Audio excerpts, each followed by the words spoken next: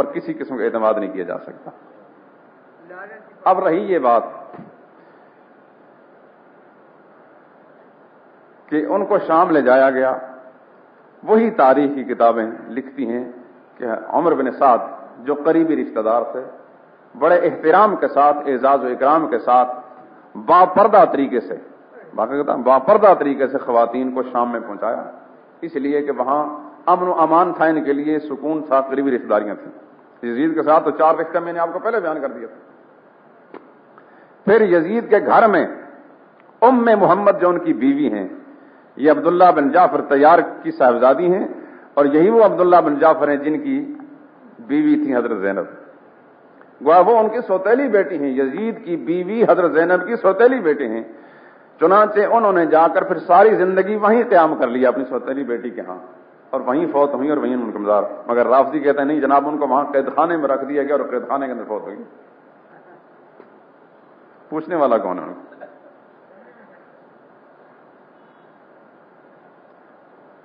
پھر حضرت حسین رضی اللہ تعالی عنہ کی ایک صاحبزادی سیدہ سکینہ، لوگ سکینہ یہ رافضی بے ایمان یوں کہتے ہیں، ان کا نام سکینہ تھا۔ یہ رافضی جب وہ مرثیہ خوانی کرتے ہیں نا، عجیب عجیب انداز سے لوگ اسی طرح نام رکھتے ہیں، سکینہ نام ان کا۔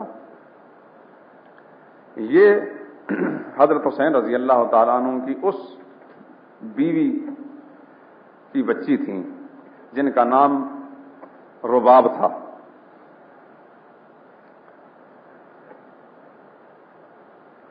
اور انہی سے ہیں وہ علی اصغر جن کو بنایا گیا ہے زین العابدین۔ یہ دونوں بہن بھائی ہیں۔ سیدہ رباب یہ یزید کی حقیقی والدہ سیدہ میسون کی چچزاد بہن تھی۔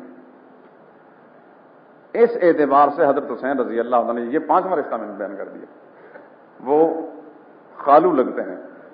یزید کی والدہ کی بہن کا جو شوہر ہوگا وہ خالو ہوگا۔ تو اس طرح سیدہ سکینہ جو ہے اپنی خالہ زاد بھائی کے گھر گئیں۔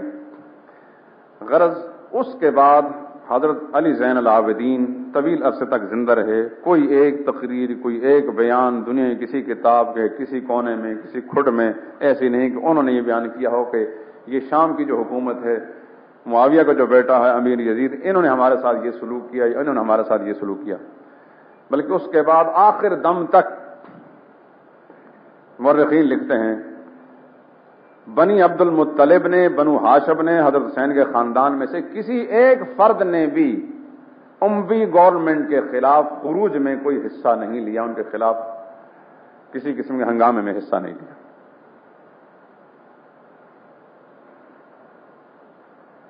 اور باقاعدہ جو اعزاز و اکرام وہ پہلے کیا کرتے تھے واقعہ کربلا سے پہلے، بعد میں وہ اعزاز و اکرام ان کا جاری رکھا۔ اگر ان کے ذہن میں جو چشمدید گواہ تھے، ان کے ذہن میں ایسا ہوتا کہ یہ ظلم ہمارے ساتھ ایسا کیا، تو وہ ایسے بے ضمیر نہیں تھے کہ اپنے خاندان کے قاتل سے وہ وظائف اور تحائف وصول کرتے۔ ان کو لاشوں کو بیچ کر کھانے والے نہیں تھے۔ کچھ وہیں شام میں رہ گئے، کچھ کو اعزاز و اکرام کے ساتھ مدینہ روانہ کیا۔ پھر 3 سال کے بعد جب مدینہ طیبہ میں کچھ لوگوں نے جب شورش برپا کی، یہ بھی ایک بڑی فکر انگیز بات ہے، تو انہی حضرات کو برانگیختہ کرنے کی اور ان کو برگلا کر آگے لگانے کی کوشش کی۔ ان میں سے سب نے انکار کر دیا کہ ہم تمہارا ساتھ دینے کے لیے تیار نہیں۔ پھر ابن کثیر کی تاریخ، جن کو ہم نسبتاً دوسروں سے بہتر سمجھتے ہیں کہ ایک سنی عالم کی لکھی ہوئی ہے، وہ یہ لکھتے ہیں کہ محمد بن حنفیہ جو حضرت حسین کے بھائی تھے، علی رضی اللہ تعالیٰ عنہ کے بیٹے تھے، ان کا اپنا بیان ابن کثیر نے نقل کیا ہے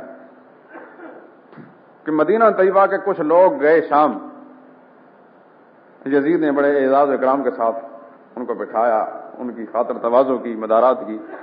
وہاں سے واپس آیا، انہی لوگوں نے وہی کام کیا جو صدام نے کام کیا،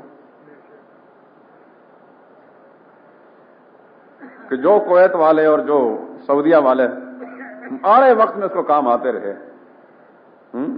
اپنی قوم کو، اپنی مملکت کے لوگوں کو مشکل میں رکھا اور ان کو سب کچھ دیتے رہے، بالآخر ان گردن پر ہاتھ چلائی۔ کچھ اسی قسم کے لوگ وہ جہاں سے جب واپس آئے تو انہوں نے آ کر وہاں اقامہ کھڑا کر دیا. عبداللہ بن مطیع ایک شخص سرکردہ تھا اور وہ محمد بن حنفیہ کے پاس گیا کہ آپ ہماری قیادت کریں, ہمارا ساتھ دیں, یزید کے خلاف ہم خروج کرتے ہیں یا اس حکومت کا تختہ الٹتے ہیں. یہ 3-4 برس کے بعد کی بات. اس نے کہا میں تمہارا ساتھ دینے کے لیے تیار نہیں. آخر میں کیوں؟ کوئی وجہ تو ہونی چاہیے. کس وجہ سے؟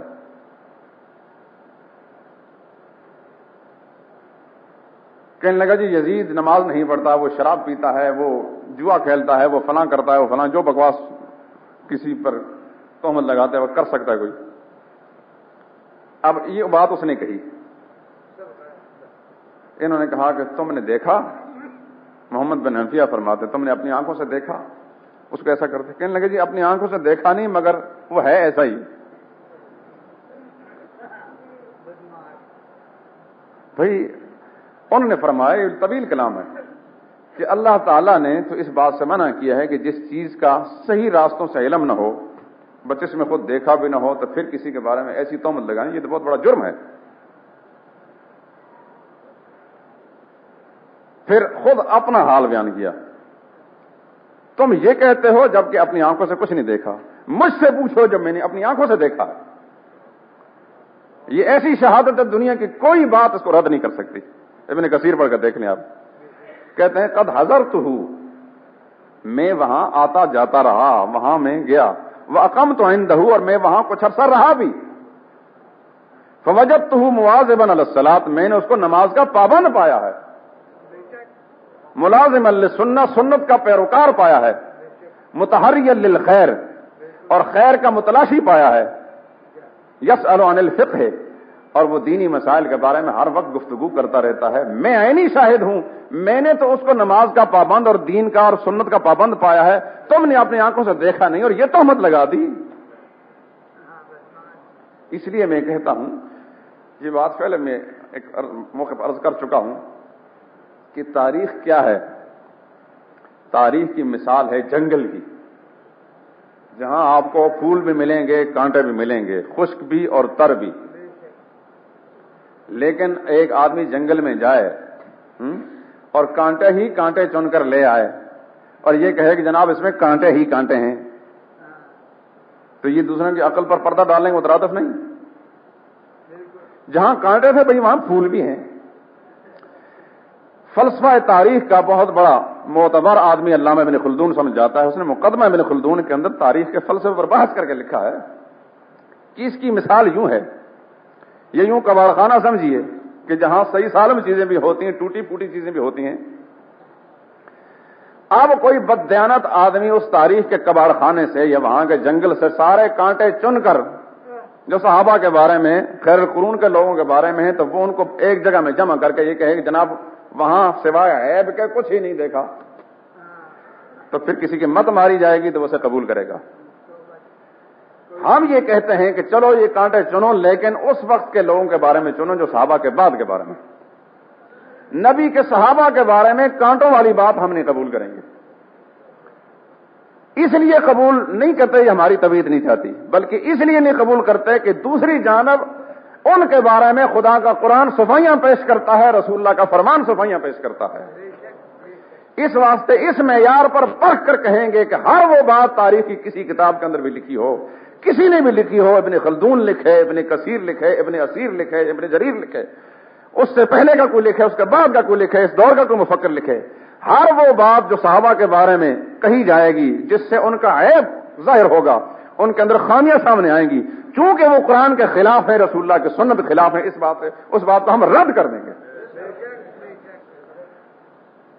اور تاریخ کی کتاب میں اگر ان کے بارے میں کوئی اچھی بات ہے تو اس کو اس لیے تاریخ سے قبول کریں گے کہ وہ قرآن کے مطابق ہے, سنت کے مطابق ہے. سیدھا سا معیار. آج کا آدمی, بعد کا آدمی, 400 سال 600 سال پہلے کا آدمی, صحابہ کا بعد کسی آدمی, اس کے بارے میں کوئی بات ایسی صحیح سقیم اچھی بری نظر آتی ہے تو اس کے بارے میں کہا جا سکتا, ہو سکتا اس میں ایسی چیزیں ہوں. اب ہم یزید کے بارے میں حساس اس لیے ہیں کہ اگر اس کے بارے میں ہم خاموشی اختیار کر لیتے ہیں اور جو تہمت اس کے ذمہ لگائی جاتی ہے، جو بہت